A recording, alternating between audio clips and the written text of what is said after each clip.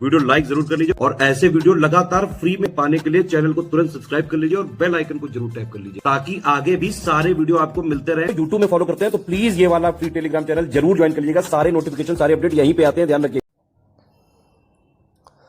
नमस्कार साथियों, स्वागत है आप सभी का स्टडी फॉर सिविल सर्विसेज में। ये क्लास है हमारी एनिशेंट इंडिया की और एनिशेंट इंडिया में आज हम लोग डिस्कस करेंगे मगध का एक बहुत ही महत्वपूर्ण राजवंश जिसका नाम है नंद वंश। और नंद है भारत का प्रथम गैर क्षत्रिय वंश, ध्यान रखना।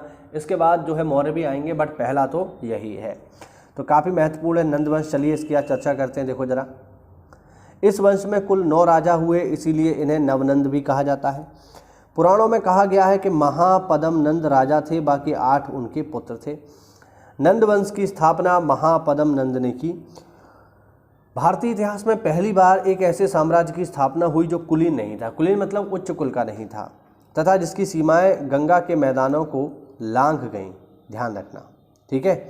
और महापद्म नंद देखिए बहुत ही महत्वपूर्ण है। मैं आपको बता दूं, महापद्म नंद ही वो व्यक्ति है जिसको पुराणों में एक राट की उपाधि प्रदान की गई है। एक राट व्यक्ति कौन होता है? तो देखिए, जो सभी दिशाओं को, पूर्व पश्चिम उत्तर दक्षिण मध्य, जो सभी दिशाओं को जीत लेता है, ऐसे विशाल साम्राज्य के स्वामी को कहा जाता है एकराट। और पुराणों में ये उपाधि केवल और केवल दी गई है महापद्म नंद को। तो इससे आप अंदाजा लगा लीजिए कि कितने महत्वपूर्ण व्यक्ति हैं ये, ठीक है। नंद वंश ऐसा पहला वंश था जिसने बड़े पैमाने पे आहत सिक्के जारी किए। आहत सिक्के क्या होते हैं? आहत सिक्के ऐसे सिक्के होते हैं जिन पर किसी मुद्रा का मूल्य अंकित नहीं होता बल्कि कोई मोहर लगी होती है, ठीक है, ध्यान रखना। नंद राजवंश भारत में शासन करने वाला पहला गैर क्षत्रिय वंश था और यह 345 से 321 ईसा पूर्व तक चला। इसका पहला शासक महापद्म नंद था जिसने कालाशोक के सिंहासन को हथिया लिया। चलिए बात करते हैं महापद्म नंद की। महापद्म नंद क्षत्रिय पिता तथा शूद्र माता की संतान था। महापद्म नंद अपनी विशाल सेना के कारण पाली ग्रंथों में उसे उग्रसेन के नाम से जाना जाता है। महापद्यपति उग्रसेन तथा एकराट महापद्म नंद की उपाधियां हैं। मैंने अभी बताया था ना, एकराट। ब्राह्मण ग्रंथों के अनुसार वह निचली जाति से संबंधित था या कम से कम गैर क्षत्रिय जाति का था, जबकि पुराणों के अनुसार वह शिशुनाग वंश के राजा तथा एक शूद्र औरत का पुत्र था, इसीलिए नंदों को अधार्मिक माना जाता था। बौद्ध ग्रंथों के अनुसार नंदों का वर्णन अन्नत कुल से किया जाता है। अन्नत मतलब जो अच्छे कुल का ना हो, उन्नत अच्छे कुल का, अन्नत इसका विपरीत हो गया।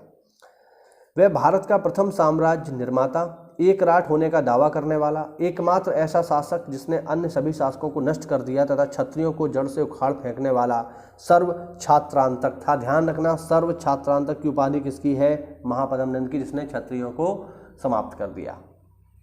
अगला पॉइंट देखिए, अगला पॉइंट है इसमें, उसने कलिंग को मगध से जोड़ा और एक जिन की मूर्ति को विजय के रूप में, प्रतीक के रूप में लेकर के आया। उसने नहरों का निर्माण करवाया और सिंचाई कार्यों के लिए भी उसने बहुत सारा काम किया। किसने? महापद्म नंद ने। ये ध्यान रखना कि जिनकी मूर्ति जो है उठा लाया था वो कहाँ से? कलिंग से। और इस वंश का जो अगला महत्वपूर्ण शासक है वो है साथियों घनानंद। घनानंद का नाम आप लोगों ने सबने सुना होगा क्योंकि घनानंद की ही हत्या करके चंद्रगुप्त मौर्य मगध वंश की स्थापना करेगा, वो हम देखेंगे आगे। देखिए, घनानंद नंद वंश का अंतिम महत्वपूर्ण शासक था। घनानंद को यूनानी लेखकों ने अग्रमीज या जैंड्रमीज कहा है, ठीक है। घनानंद का सेनापति भद्रशाल तथा मंत्री शकटाल था। शकटाल की मृत्यु के बाद उसका पुत्र स्थूलभद्र को मंत्री पद दिया गया। घनानंद सिकंदर का समकालीन था, ध्यान रखना, और इसी के समय में सिकंदर का भारत पर आक्रमण हुआ।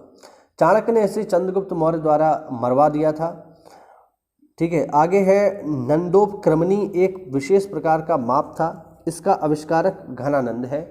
इसे विशाल सेना को रखने का श्रेय दिया जाता है। अब देखिए, घनानंद जो है इसने अपनी जनता पर बहुत ज़्यादा टैक्स लगा दिए, बहुत ज़्यादा ही।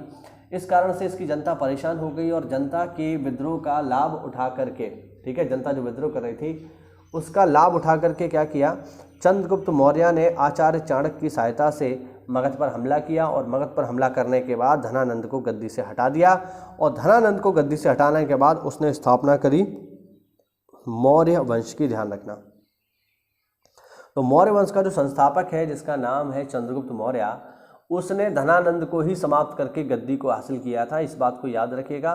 ठीक है, काफ़ी महत्वपूर्ण है, पेपर में कई बार पूछा जा चुका है कि बताइए चंद्रगुप्त मौर्य ने किसको हरा करके या किस सम्राट को समाप्त करके गद्दी को हासिल किया। तो आपका जवाब होगा चंद्रगुप्त मौर्य ने पराजित किया था धनानंद को। धनानंद किस वंश का शासक था? नंद वंश का। और दूसरा इसमें एक पॉइंट ये भी याद रखना, ये जो सिकंदर वाला पॉइंट है ये भी काफ़ी इंपॉर्टेंट है कि किसके समय में सिकंदर का भारत पर हमला हुआ, उस समय कौन राजा था। तो ध्यान रखना, सिकंदर का हमला हुआ है धनानंद के समय में, और सिकंदर का जो सेनापति है जिसका नाम है सेल्यूकस निकेटर, वो हमला करेगा चंद्रगुप्त मौर्य के समय में 305 ईसा पूर्व में। तो ये हुआ आज का हमारा वीडियो साथियों। उम्मीद करता हूँ ये आपको महत्वपूर्ण जानकारी इसमें मिली होगी। अगले वीडियो में हम चर्चा करेंगे पल्लव वंश की और इससे जुड़े हुए महत्वपूर्ण चीज़ों की। चलिए साथियों, मिलते हैं अगली क्लास में, तब तक के लिए जय हिंद, जय भारत, वंदे मातरम।